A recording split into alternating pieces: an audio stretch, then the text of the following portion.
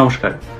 আপনারা আজকে জেনেছেন যে আজকে চট্টগ্রাম কোর্টে চিন্ময় কৃষ্ণ মহারাজের জামিন শুনানি হয়েছে এবং সেখানে চট্টগ্রামের বিজ্ঞ আদালত যে বিচারক ছিলেন তিনি জামিন নামঞ্জুর করে দিয়েছেন।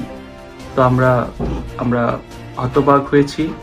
আমরা এটা আশা করিনি। আমরা ভেবেছিলাম যে তার জামিন হবে। তিনি একজন সাধুসন্ত এবং তিনি কোনো অপরাধী না এবং যে অভিযোগে তাকে কারারুদ্ধ করা হয়েছে সেই অভিযোগটি মিথ্যা। কারণ আপনারা দেখেছেন যে যেই জাতীয় পতাকা অবমাননার কথা তার নামে অভিযোগ আনা হয়েছে সেই নিউ মার্কেটে সেই জাতীয় পতাকাকে আমরা দেখতে পেয়েছি সে ভিডিওতে এবং সবাই দেখেছেন আপনারা চারতারা খচিত। অর্থাৎ তার নামে যে জাতীয় পতাকার অবমাননার যে অভিযোগটি সর্বৈব মিথ্যা। এবং যিনি ওই ২৫ তারিখে লাল দিঘির ময়দানে যে প্রোগ্রামটি হয়েছে সেই দিন জাতীয় সঙ্গীতের মাধ্যমে অনুষ্ঠানটি শুরু হয়েছে এবং জাতীয় পতাকা হাতে সবার মাথায় আমাদের জাতীয় পতাকার কালার যে লাল সবুজের রঙের যে কাপড় বাঁধা ছিল, তো সেখানে তো জাতীয় সঙ্গীত জাতীয় পতাকাকে অবমাননার কোনো বিষয়ই আসলে আসে না। তো এরকমই একটা বিষয় যে জাতীয় পতাকাকে অবমাননার যে অভিযোগটি এই অভিযোগটি সত্যি নয় এবং এটা সবাই বোঝে যে বিষয়টি একটা ষড়যন্ত্রমূলক। তো আমরা আশা করেছিলাম যে তিনি একজন সাধু মানুষ। আপনারা জানেন যে একজন সন্ন্যাসী, হিন্দু সন্ন্যাসী, সে নিরামিষ খেতে হয় এবং তার খাদ্যাভ্যাস আলাদা। তো জেলের মতন জায়গায় তার সেটা মেনটেন করা অনেক টাফ। তো আমরা আশা করেছিলাম যে বিভিন্ন দিক বিবেচনা এবং সে চিন্ময় প্রভু তিনি অসুস্থ হয়ে গেছিলেন জেলের মধ্যে এবং আমরা জানতে পেরেছি যে ২ বার তিনি চিটাং মেডিকেলে এসে ট্রিটমেন্ট করেছেন। এরকম একটি বাস্তবতায় আমরা আশা করেছিলাম যে তাকে জামিন দেওয়া হবে, কিন্তু জামিন দেওয়া হয়নি।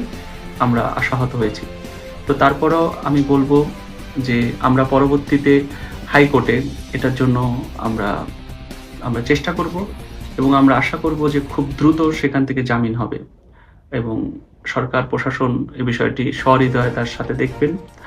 আর আজকে আমি ধন্যবাদ জানাই আমাদের এই চট্টগ্রামের যে জামিন শুনানিতে ঢাকা থেকে ১১ সদস্যের একটি টিম অপূর্ব কুমার ভট্টাচার্যের নেতৃত্বে এসেছে। তাদের আমি ধন্যবাদ জানাই যে তারা এই জামিন শুনানি করেছে এবং সেখানে তাদের নিরাপত্তার জন্য পুলিশ প্রশাসন, যেমন আমরা পুলিশ প্রশাসনের সাথে যোগাযোগ করেছি, সিএমপি কমিশনার সহ সবাই যে পরিমাণে তাদের নিরাপত্তা দিয়েছে আমরা তাদের কাছে কৃতজ্ঞ। তারা তাদের কথা রেখেছে এবং যে কোর্টে যে চট্টগ্রাম যে বারের আইনজীবী যে যারা ছিল বারের যে নেতৃবৃন্দ, বিশেষ করে সভাপতি, সেক্রেটারি, তাদের ভূমিকা খুবই প্রশংসনীয় ছিল বলে আমরা জানতে পেরেছি এই অপূর্ব কুমার ভট্টাচার্যের মাধ্যমে। তো তাদেরও আমরা ধন্যবাদ জানাই। আমরা চাইব যে ঘটনাটি, যে অনাকাঙ্ক্ষিত ঘটনাটি ঘটেছে এই আলিফ হত্যার ঘটনা, সেটা আমরা চাইব যে এটা সুষ্ঠু তদন্ত হোক। এর মাধ্যমে অপরাধী যে সে শাস্তি পাক, কিন্তু নিরপরাধদের যেন এরকমভাবে তাদের যেন হয়রানি করা না হয়, এরকম গণগ্রেপ্তার বা গণমামলা এভাবে যেন মামলা ব্যবসা না করা হয়। এটা যেন একটা শ্রেণীর কিছু মানুষের যেন মানে ধান্দাতে পরিণত না হয়। তো এই সার্বিক যে বিষয়টি যে যে যে সিচুয়েশনটা, সেই সিচুয়েশনে আমরা শান্তি চাই, আমরা সম্প্রীতি চাই এবং সেই সম্প্রীতির লক্ষ্যেই কিন্তু প্রশাসনের যে সম্প্রীতি সমাবেশে আমরা এই সংগঠনের পক্ষ থেকে অংশগ্রহণ করেছিলাম।